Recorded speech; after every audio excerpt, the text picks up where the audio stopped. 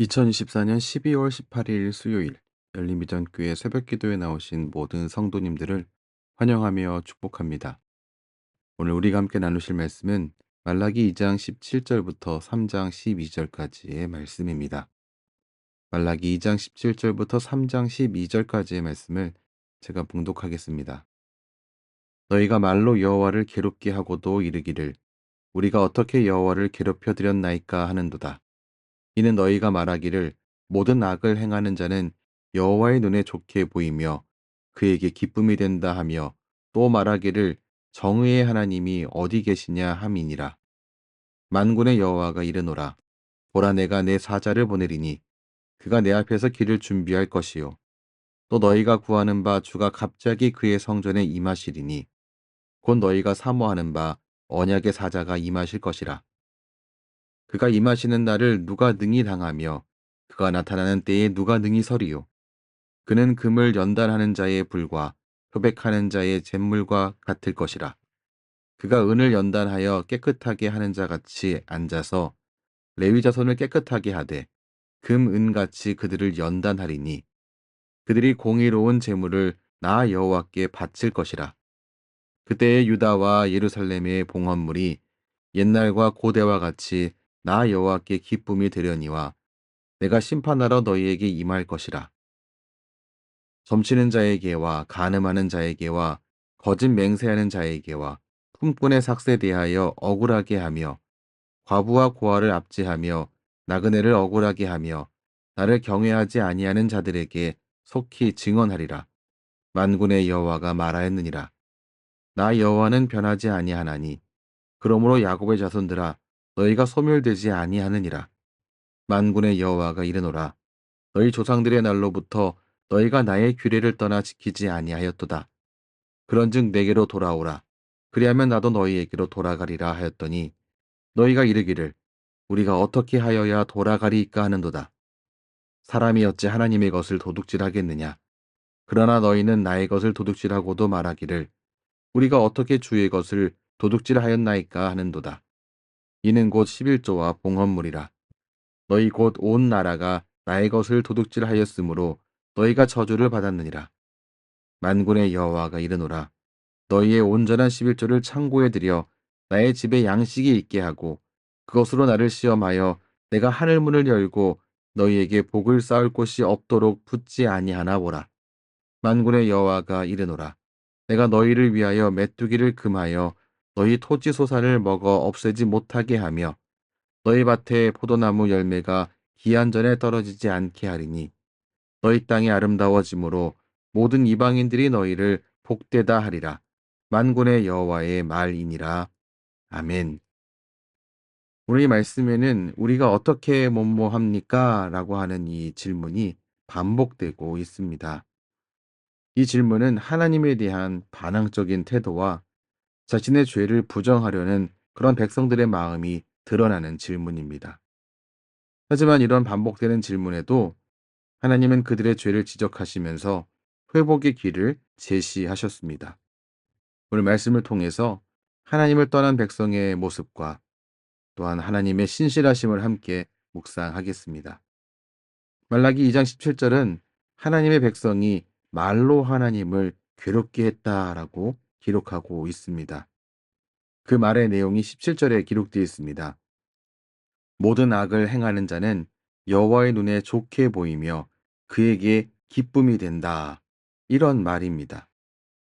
이렇게 말도 안 되는 말을 하면서 하나님을 왜곡하게 된 이유는 과연 무엇일까요?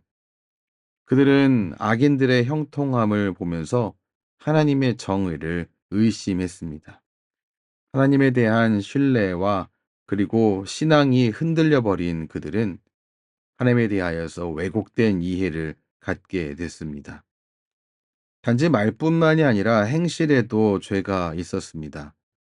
말라기 3장 5절은 당시 유행하던 심각한 죄악을 나열하고 있습니다.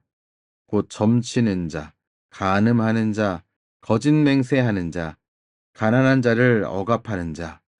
특히 이 가난한 자에 대하여서 오늘 5절 말씀에는 품꾼, 과부, 고아, 나그네를 포함하고 있습니다. 가장 낮은 계층에 있는 사람들을 억압하는 것, 이건 역시 죄로 지적하고 있습니다. 그리고 하나님을 경외하지 않는 이 모습까지 당시에 편만하게 퍼져 있었던 죄의 모습이었습니다. 이렇게 죄가 가득 차 있고 또한 하나님을 향하여서 왜곡된 생각들로 하나님을 괴롭게 하고 있었던 이 백성들, 이들은 죄를 짓고 있음에도 불구하고 하나님 앞에 회개하지 않았습니다. 오히려 하나님을 두려워하지 않는 태도를 갖고 있었습니다. 2장 17절의 마지막 부분에 보면 이렇게 기록되어 있습니다. 정의의 하나님이 어디 계시냐? 이 질문은 하나님의 존재와 공의에 대한 불신을 드러냅니다. 하나님을 괴롭게 하고 있지만 하나님에 대하여서 전혀 두려워하지 않고 있는 이들의 이 모습입니다. 하지만 하나님은 분명히 말씀하셨습니다. 이들을 회복시키시겠다고 먼저 말씀하셨습니다. 메시아와 그의 길을 예비하는 자를 보내셔서 레위인들을 정화시키겠다고 3장 3절 말씀을 통해서 말씀하셨고, 또한 그들의 예배를 회복시키겠다라고 말씀하셨습니다. 그리고 하나님의 정의로움을 드러내시겠다라고 말씀하셨습니다. 곧 불의한 자들에게 공의로운 심판을 행하는 것을 통해서 하나님의 정의를 나타내겠다라고 말씀하셨습니다. 하나님을 부정하는 말과 행동은 하나님을 괴롭게 한다는 사실을 우리가 반드시 기억해야 합니다. 하지만 하나님은 하나님을 괴롭게 한 백성을 포기하지 않으시고 그들을 회복하기 위하여 그들을 정화시키시고 또한 악인에 대한 심판함을 통하여서 공의로운 하나님이라는 사실을 그들에게 드러내시는 분입니다. 이어지는 3장 6절 말씀에서는 하나님의 성품에 대하여 설명하고 있는데 하나님은 변치 않는 신실한 분이다라고 기록하고 있습니다. 그런데 하나님의 이런 모습과 달리 그의 백성들은 변해 버렸음을 곧장 확인할 수 있습니다. 하나님을 떠나버렸고, 하지만 하나님을 떠났다는 상태조차 깨닫지 못하고 있었습니다. 오랫동안, 심지어 7절 말씀 보면 오랫동안 너희 조상들의 날로부터 하나님을 떠나 있는 상태였지만 그들의 이 잘못됨을 깨닫지 못했습니다. 이러한 그들을 향하여서 하나님은 말씀하셨습니다. 7절 말씀에서 내게로 돌아오라. 나도 너희에게 돌아가리라. 그런데 이 말씀에 대한 백성들의 반문은 기가 막힙니다. 우리가 어떻게 하여야 돌아가리까? 이 말씀은 하나님께 돌아가는 방법을 알려주세요 라고 하는 의미라기보다는 하나님을 떠나 있는 상태가 아닌데, 아니, 우리가 떠난 적이 없는데 어떻게 돌아갑니까? 라고 하는 반문의 내용입니다. 그래서 하나님은 그들이 떠나 있다라고 하는 증거를 이들에게 말씀하셨습니다. 바로 그들이 하나님의 것을 도둑질했다라고 하는 사실이었습니다. 근데 이 말씀을 듣고도 그들이 무엇라고 말하는가? 8절 말씀 보면 우리가 어떻게 주의 것을 도둑질하였나이까? 이렇게 말하고 있습니다. 하나님의 것을 손댔다라고 인정하지 않았습니다. 그러자 하나님께서는 그것이 무엇인지 말씀하십니다. 곧 11조와 봉헌물이다라고 말씀하고 있습니다. 11조와 봉헌물을 드리지 않는 것이 하나님을 향하여서 불신하고 하나님을 떠나 있는 마음의 증거다라고 하나님께서 말씀한 겁니다. 우리의 마음이 하나님을 떠나 있을 때에 하나님께 드리는 것에 대해 인색하게 되고 하나님께 드리는 것에 대해서 아깝게 여기는 것은 사실입니다. 이러한 이들의 이 모습에 대하여서 하나님은 다른 방식으로 접근하고 계십니다. 그들을 막 몰아붙이면서 이게 얼마나 잘못된 것인가를 증명해 내시는 것이 아니라 하나님은 11조를 바치는 자에게 복을 약속하시면서 시험해 보라고 말씀하셨습니다. 11조를 바치는 자에게 복을 주는 것을 체험하는 방식을 통해서 이들의 마음을 하나님께 되돌리려고 하셨습니다. 하나님은 땅의 소산과 열매를 지키시고 넘치게 하실 것입니다. 그리고 이방인들도 복되다라고 인정하는 아름다운 땅으로 그곳을 만들겠다라고 말씀하셨습니다. 하나님께 온전한 순종을 드릴 때에 회복과 더불어서 복의 문을 열어주시겠다라고 말씀하신 겁니다. 말씀을 정리하겠습니다. 하나님은 여전히 포기하지 않으시고 회복을 준비하시는 분입니다. 불의를 행하는 것을 하나님이 좋아한다라면서 악을 행했던 백성들에게 하나님은 여호와의 사자를 보내며 그를 통해서 백성들의 죄를 정결케 하시고 예배를 회복시키신다라고 말씀이 기록하고 있습니다. 또한 하나님은 죄악을 심판하시는 공의의 하나님이시지만 동시에 회개하는 자를 용서하시고 하나님께 돌이키는 자에게 축복하시는 자비의 하나님이시라는 사실을 오늘 말씀이 잘 드러내고 있습니다. 오늘 말씀은 분명히 우리에게 말씀하고 있습니다. 내게로 돌아오라.